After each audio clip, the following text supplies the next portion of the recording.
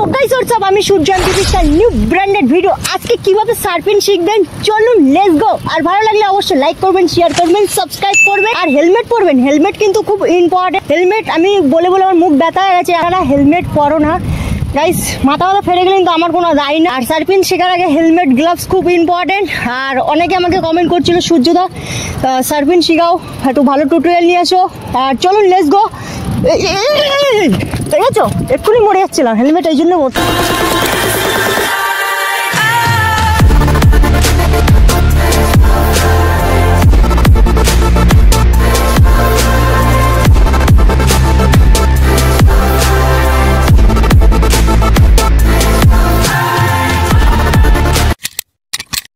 So guys step number 1, আপনারা অনেকেই একটাই ভুল করেন, আমি অনেক নোটিস করেছি। সিট উঁচু করে আপনারা সার্ফিং করুন। সিট উঁচু করে সার্ফিং করবেন না, পারলে যতটা পারবেন সিটটা একদম নিচু করে নেবে, নিচু করে সার্ফিং মারবে। আর আপনাদের যে রাইট পাটা আছে না, আপনাদের রাইট পাটা সিটের উপরে রাখবেন আর লেফট পাটা হ্যান্ডেলের মিডলে রাখবেন। আর হ্যান্ডেলের পুরো সাইডে রাখবে না।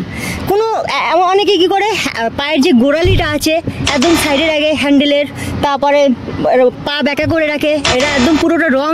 আর অনেকে আরেকটা আমি নোটিস করেছি, সিটের নিচে যেটা সিট পাইপটা আছে, সিটের সিট পাইপের ওইখানে সাপোর্ট দিয়ে সার্ফিং করে। ভুল, আপনারা ওইভাবে করবেন না। আমি একটা জিনিস নোটিস করেছি, অনেকে কিন্তু সিটটা উঁচু করে সার্ফিং করে, ঠিক আছে? ওটা কিন্তু পুরোটাই ভুল, আপনারা ওইভাবে করবেন না। ওটা কিন্তু কিছু দূর যাবে সার্ফিং, কিন্তু অত ভালো লাগে না। যেরকম ওটা পুরো তাল গাছ মতন লাগে, যেটা বাংলা ভাষা তাল গাছ মতন লাগে, ওটা স্ট্যান্ডের মধ্যে পড়ে না, ঠিক আছে? আর ওটাতে বেশি রিস্ক, দাঁত মুখ ভেঙে যাওয়ার চান্স বেশি। কেন সিট ক্লিপটা আছে না, আমাদের সিট ক্লিপটা বেশি একটা টাইটও থাকে না, সিটটা ঘুরে গেলে আপনি পড়ে যাবেন। স্টেপ নাম্বার 2, পুরো সিটের উপরে পুরো ভর দেবেন, ঠিক আছে? হ্যান্ডেলের কোনো ভর দেবে না। হ্যান্ডেলের কাজটা হচ্ছে হালকা করে পাটা মিডিলে রেখে ডান দিক বাঁ দিক ব্যালেন্স করবেন। হ্যান্ডেলের কাজ হচ্ছে এটা। আর পুরো সার্ফিংয়ের প্রেশারটা দেবেন আপনার রাইট পাতে, পিছনের ভর দিয়ে আস্তে আস্তে সামনে ওর বডিটা আস্তে আস্তে তোলার চেষ্টা করুন। আর আস্তে আস্তে এক হাত করবেন, চাকাও দেখবেন না, রাস্তাও দেখবেন না, পুরো সামনে তাকিয়ে থাকবেন।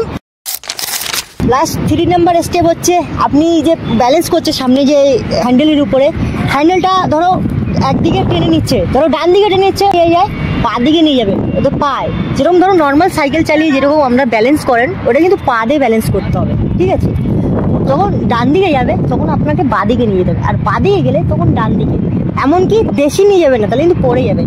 আস্তে আস্তে করে নিয়ে যাবেন, পা দিয়ে হালকা হালকা করে ব্যালেন্স করে। আর পুরো বডির ওয়েটটা পুরো একদম পিছনে দেবেন, আর পুরো মিডিল ভাবে দাঁড়িয়ে থাকবেন, একলেও থাকবে না আর এক সাইডে বেশি পিছনে হিলে থাকবে না, পুরো মিডিল পজিশন, তাড়াতাড়ি শিখে যাবেন, আমি রিকমেন্ড করছি। আর বিগিনারদের জন্য বারে বারে বলছি, হেলমেটটা খুব ইম্পর্টেন্ট, হেলমেটটা পরে নেবেন।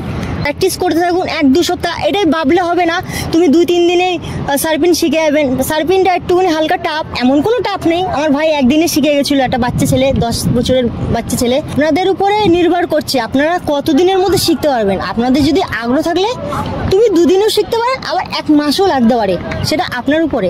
ঠিক, যে কোনো একজনকে দেখে শিখবেন, 4-5 জন কন্টেন্ট ক্রিয়েটর দেখে শিখবেন না, জনকে দেখে শিখবেন, তাহলে ওদের আপনি কনফিউজ হয়ে যাবে। 4-5 জন একজন এক এক রকম ভাবে শেখায়, ঠিক আছে?